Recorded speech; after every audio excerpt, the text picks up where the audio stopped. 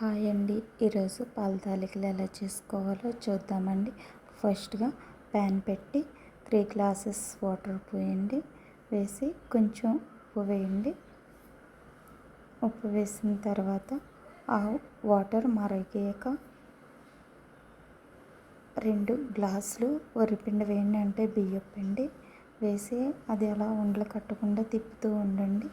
తిప్పిన తర్వాత ఇలా మొత్తం వాటర్ ఇంకిపోయి అది ముద్దలా అయిపోతుంది. అప్పుడు వేరే ప్లేట్లోకి తీసుకుని సన్నగా పాముల్లా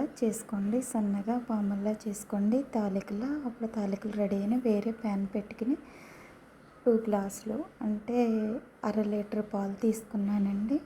1/2 లీటర్ పాలు తీసుకుని 100 గ్రాములు సగ్గుబియ్యం వేసుకున్నానండి. సగ్గుబియ్యం ఉడికిన తర్వాత తాలికలు వేసేసుకుందామండి.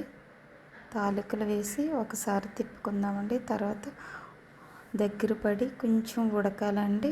మూత పెట్టేసుకుందాం. బెల్లంలో వాటర్ పోసి శుభ్రంగా కరగబెట్టుకుని వడపోసుకుందామండి.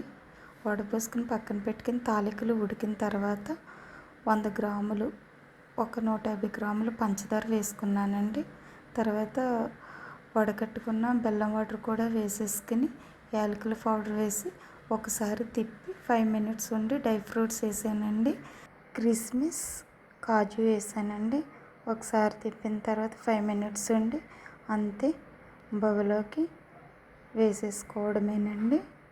తొలి కాసుకి ప్రసాదంగా చేసుకునే పాల తాలికలు రెడీ అండి. దేవుడికి నైవేద్యం